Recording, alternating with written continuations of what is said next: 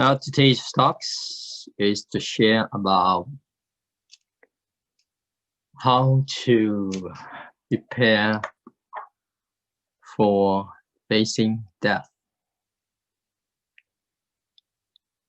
Well, since because of the COVID-19 pandemic, and all of a sudden, all over the world, it's the entire world that we have to change our way of our routine living, from going to work, going to school, traveling, to just content in staying home. Now this is the way to change our routine living in a different way. And we also facing the so-called get affected by this. And many people that is working the front line, referring to the nurses, the doctors, and still some people like security people, people who do delivery, and people who do the cleaning. They're still working, but the majority of the people are staying home. And once in a while they go shopping. I mean, go for the groceries. And the entire thing has changed. Not only that, but also people need to adapt to this new environment or new situation. And they also worry because the disease is quite overwhelming. And well, actually, I myself also received calls from doctors and nurses asking for advice. And some of them are working under a lot of stress, which they have to face every day, of people dying. And it is very, very, actually, you could say that it's very bad. They feel very much that they don't know when themselves are going to die. And they got infected. Say, for example, they put people in one unit after the other. And then when it's time for checkup, sometimes they don't want to really go in front, but they would just by the front door and say, "Everything okay? Are you all right?" Because they're afraid of getting affected, and they just left. This thing happens. Now, the question they raise is that they see so many people dying, and then these people, the relatives did not even know, the sick person is dead.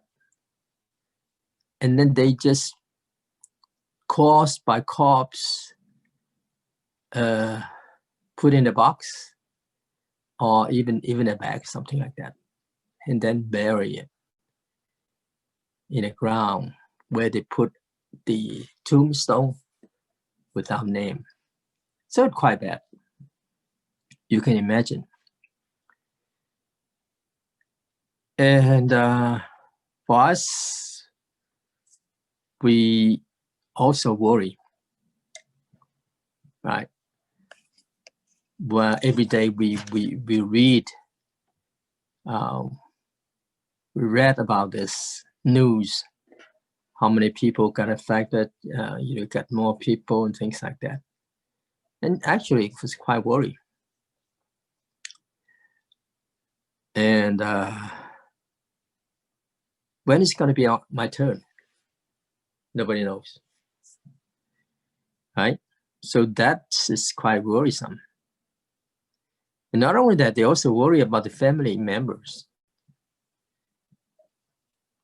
Well, for Buddhists, when I talk to them, those people that are not Buddhist, and I told them about the way how we see things, is that dying, well, the moment that we die, I mean, the moment that we are born, then we already going towards dying. That's for sure. And nobody is able to really avoid that. Not only that, but it could happen anytime. Now, this pandemic here nowadays, it's just a reminder of ourselves that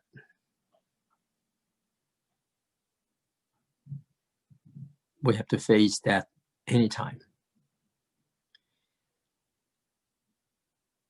Well, actually, when we're born, going through this lifespan, we have to go through this process of coming to the world and then grow and then getting old.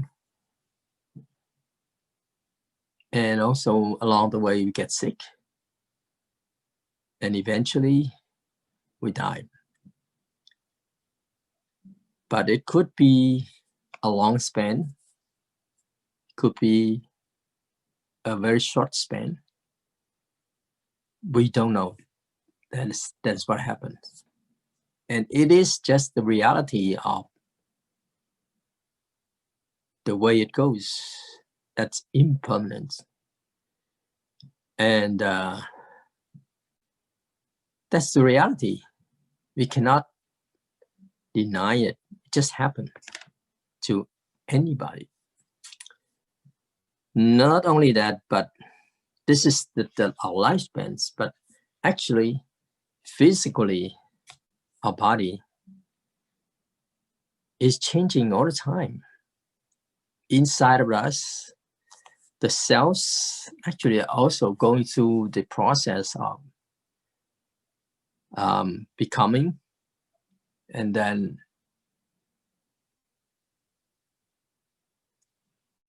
staying, and then decaying, and then finishing. So within ourselves, we also go through this process of coming and dying,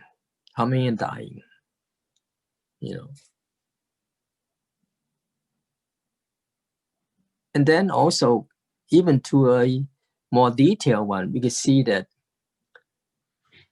our mind, our thinking also going through that. Okay, it's starting to come, and then it stay, and then it disappear. So it goes through this process. For us, or for practitioner, or general practitioner, or in general, people cannot see how thoughts arise, how it begins. But what they see is that they can see that their thoughts disappear. That in general is like that. Our mind has to be very, very clear so that we could detect the thought that come. It's very quick. It's like a snap of fingers. very quickly. Even in one snap of fingers, there are many thoughts in there that it just go like that, come and go, come and go. So in that sense, we are going through the so-called life and death all the time. So with that, we need to realize.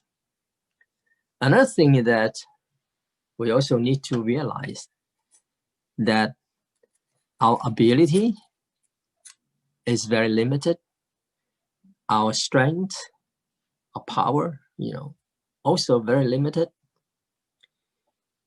And of course, knowledge, also very limited. And you can say that it's very fragile. Say, for example, it's not so easy for us to keep always healthy. So we always so sick. That is to say, our body itself is very fragile. It's not something like very strong all the time. So again, this is the reality, and this is the fact that we have to realize for ourselves, right? Now the thing with us is that for Buddhists, because we know that if we are not liberated, then we will go through this again and again, this lifetime, and then we go through the next life, and the next life, and the next life. Continue on. And then if you practice, if you walk the Buddhist way, then we know that, especially for Northern school or Mahayana, is that eventually we'll reach Buddhahood. So ahead of us, there is lives after their lives after lives. So this lifetime that we're here right now doesn't mean it's the end, right? And actually, if we have the right understanding, then we don't have to be afraid of dying. But the life that we have right now is we could prepare, well prepare for working right now, but making good for the future, right? Especially for Chan school practitioners, then we will have the very we should have a very firm belief of not being afraid of death.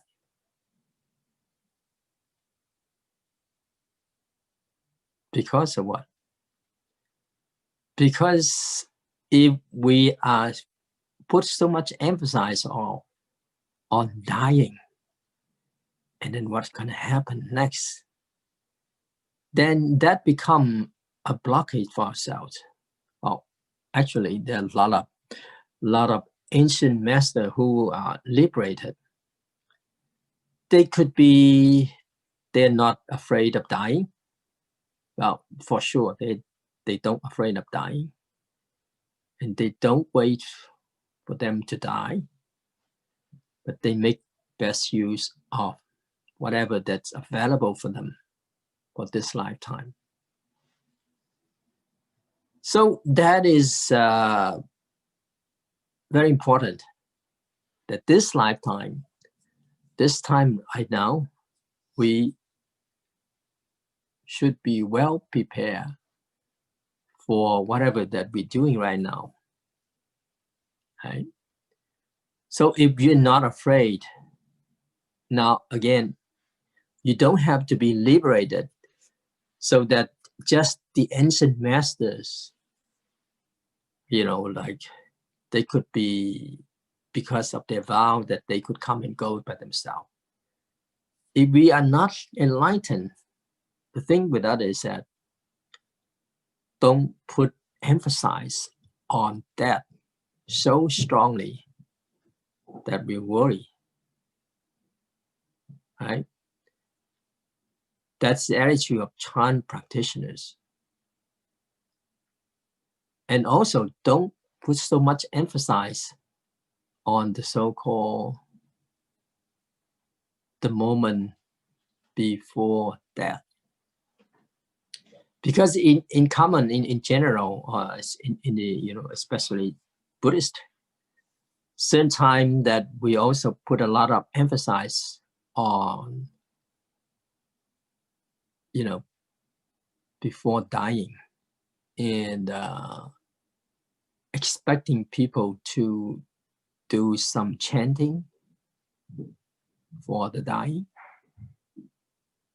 and in hope that, they could be reborn. Say this is more of the so-called Pure Land practice. But I'm not saying that this is useless.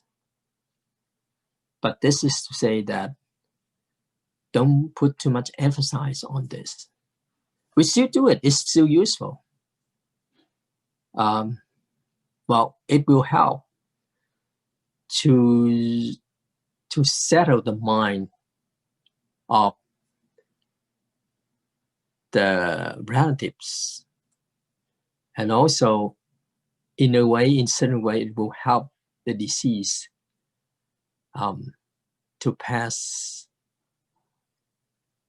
away in a more peaceful way, right? So that is the thing.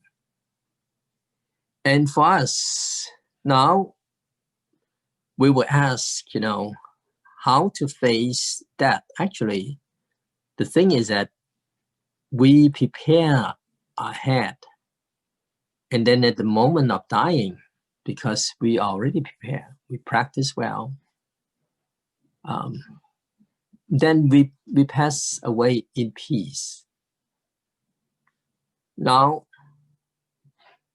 the time that we have, or the time that we have in this life, first of all, is that we need to practice, right? Practice well. Have the right attitude towards what the Buddhist should be. And then we could, we keep very good moral conduct, which is the precepts. And then also try to help other peoples as much as possible. That is to say, to make good affinity with people, not only people, but whatever that's good for the world that we live in. For ourselves,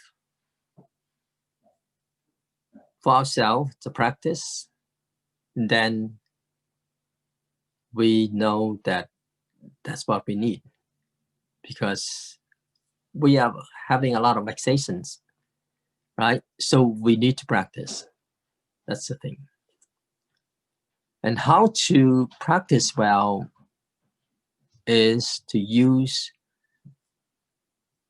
the wisdom of the Buddha as our guidance, right? And then the guidance is like this, but also we have to act accordingly, which is to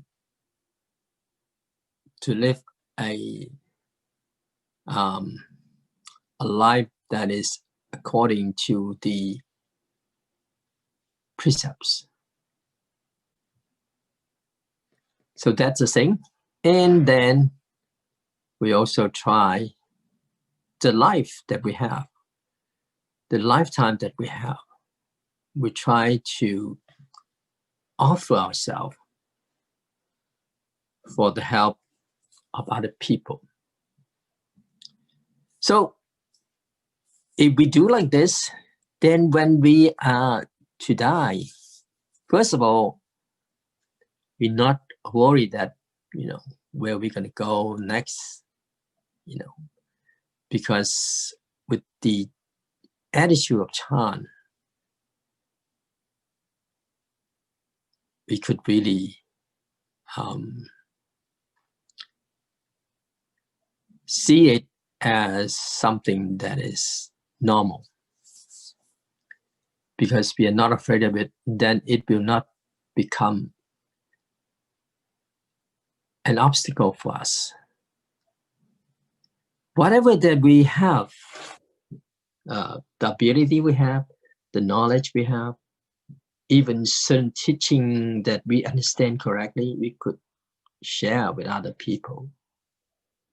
That is one way of the so-called helping other people. Make the time that we have it's more meaningful. Actually, I believe many of you already did that. And there's a story about, actually, a story like this is that in the Buddha's time, someone come to the Buddha and ask a very similar question of, after I pass away, where will I go to? Now, the Buddha gave an analogy of planting trees. Now, if we grow a tree, we plant a tree, and then we use a rope to tie to the tree so that the tree is always leaning toward one direction, right? And when a big wind comes, or whatever that struck the tree will, will fall down in the direction where it was pulling to. Never that it will go to the reverse direction, right? So that's the energy. This is the analogy that the Buddha gave.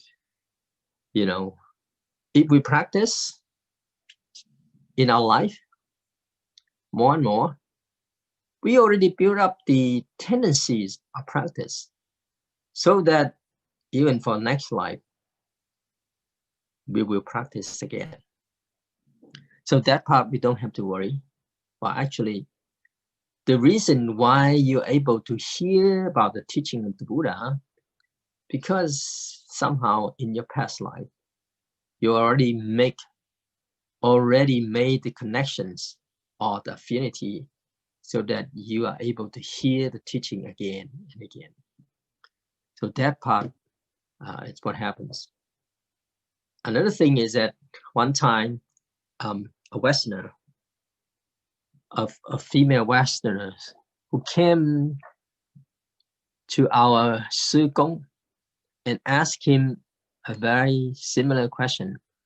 She said that I practice the Công An many years. Now I'm getting old, and what should I do? Sư Công answer was, don't worry, continue with using of your method. And because you are so familiar with it, you have already built the karma or the strength that is connected to it. And then when you come next time, next life, be sure, for sure, that you'll be practicing again. And the lady was really content with the answer. She doesn't have to to worry anymore. Now, maybe people will ask, okay, for the Pure Land school, right? The method is to recite the Buddha's name, and then also put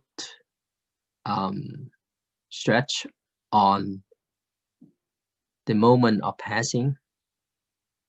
And if we recite the Buddha's name ourselves, and then with people who are helping, then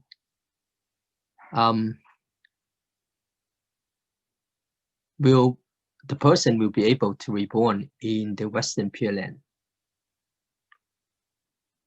One thing that I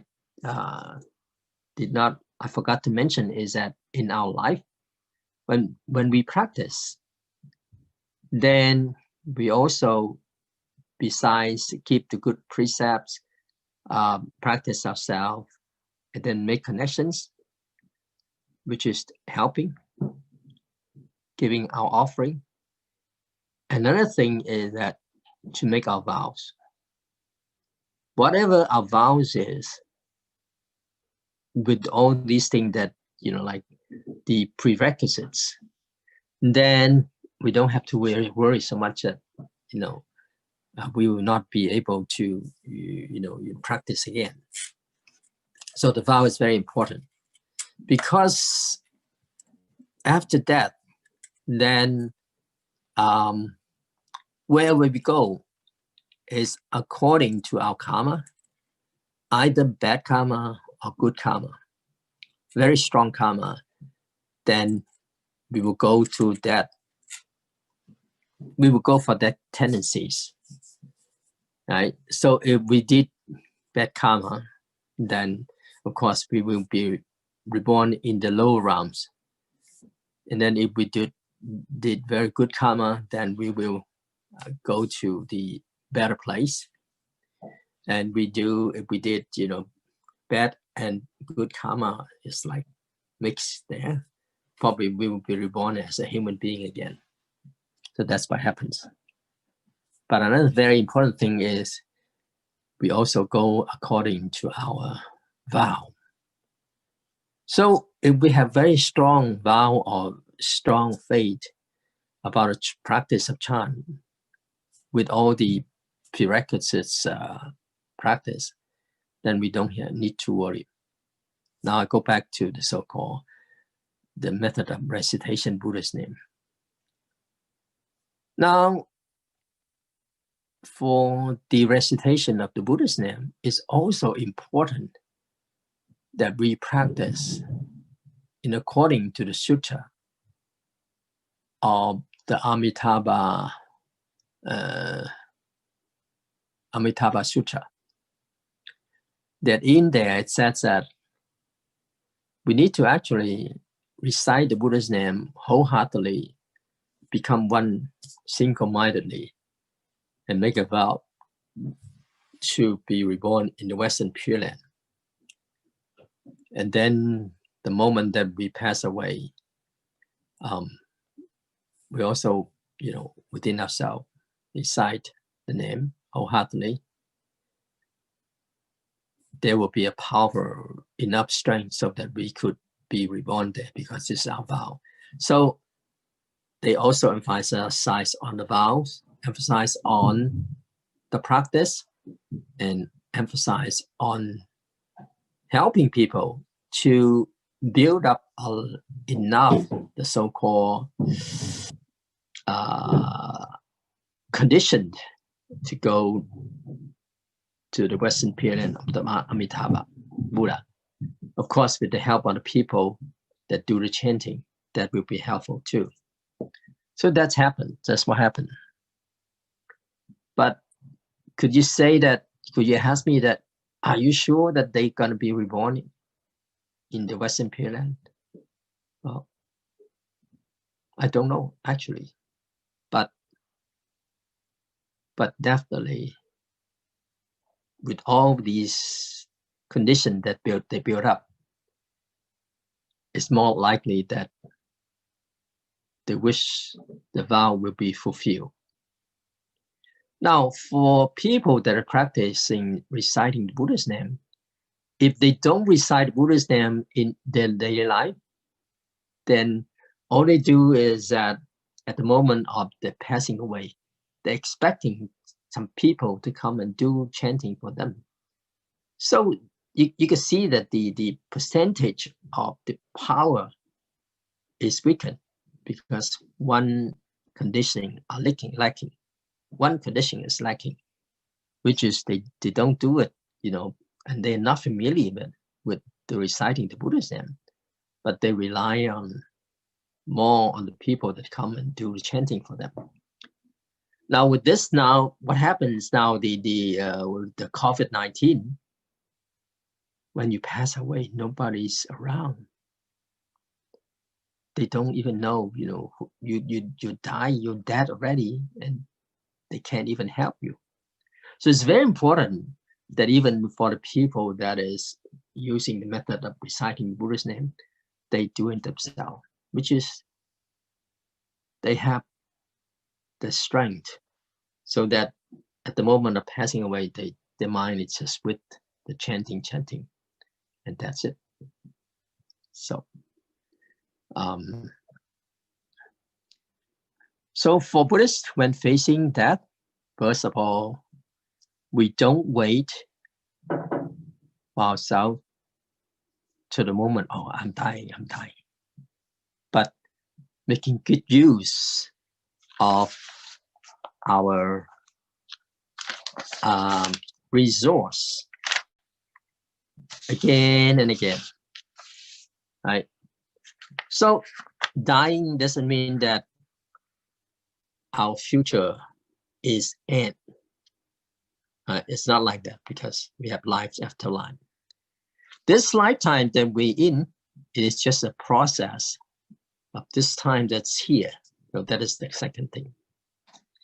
And the third thing is that we are going through the future, and it is the beginning, or it is the starting point to the next journey, right?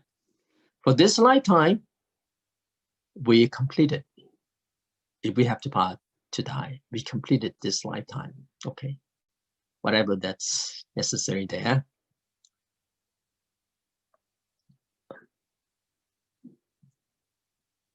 So that is to say, this lifetime, the result that we are receiving is just finished with this lifetime, but we'll go for the next. So there's a few things that how a Buddhist face death. Well, actually, for Buddhists, we always have hope. The reason is that because our future is very long, very far away. Whatever that's, this lifetime we have to face, we know that we have a future as long as we practice. It's not just the end. Okay. So this is talk for today. Now I'll go with some questions. First of all, Chan students learn various Chan methods, counting the breath, reciting the Buddha's name, body scan, etc. Nearing to death, which method that we should use? Well, this is concerning methods. First of all is relaxation. So and then the body scanning. This is a very grounded. This is very foundation that's necessary, right? And then we come to the breath, or we come to the reciting Buddha's name. So don't worry about the nearing death, but whatever that you're familiar with it. Say, if you're familiar with just the breath, then just the breath, right? And okay, this is first one. So that's whatever method that you familiar with it the most, use that. But relaxation is the foundation. So this is first one.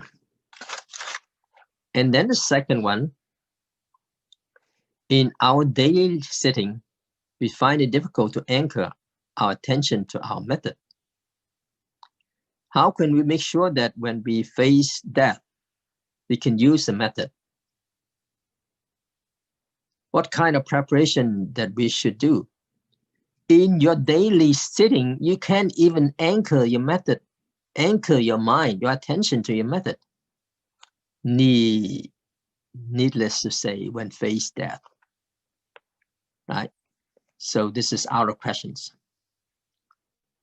Therefore, in my talk already, we have to well prepare in our lifetime. It doesn't matter, you know, if you're dying or not, but in our lifetime, we have to prepare. And preparation is keep good conducts, practice well, and then make good connections, and make our vows. Make good connection, referring to offering our helping hands, making donations, things like that. And so that our life is more fulfilling. And then if we do something wrong, we know right away and repent, right? So this is our daily, you could say, daily task that we could do. There's a lot of things that we could do, right? But that's how we prepare. Okay, the third one. How if we feel overwhelmed by the fear of that at that time? What should we do to handle our fear?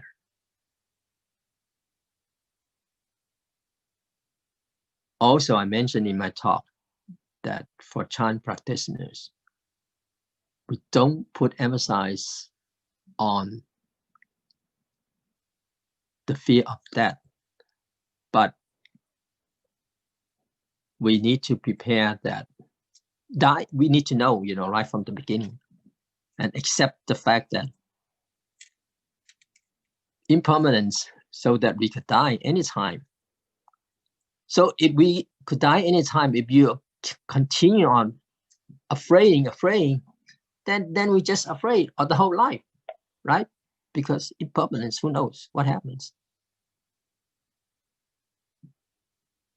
So that we have to accept the fact that, you know, once we're born, then we will die anyway.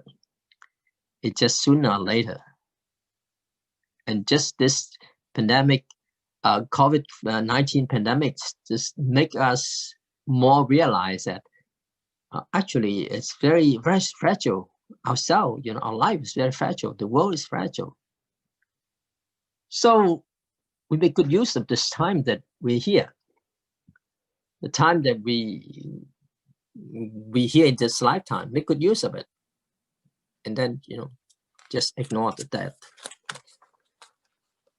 Okay, so the fourth one, usually we learn to anchor our attention to our breath or body, but approaching that, our breath is slowly going away. So where should we anchor our awareness if we find difficult to feel our breath? Of course, if you can, in your daily life, if you cannot even feel your breath, then go back to your body, right? And then if you cannot go to your body because, you know, it's passing away, you know, the fallen elements are disappearing, then the mind is important. You still have the mind. So have a strong faith that you have been practicing. And then, well, actually relax the mind. And now it's not relax the body. The body, you can't control it. Relax the mind. Be at peace. Have confidence. in yourself, in your practice. Because you're already prepared, well prepared. That doesn't matter anymore. You're dying or not, doesn't matter. That's how we face that peacefully, because we are accepting it. We don't reject it. Why do we afraid? Is that we don't know where we're going afterward. It's scary. But need to practice, and practice needs to be very strong. Then we don't have to worry. Okay. Finish.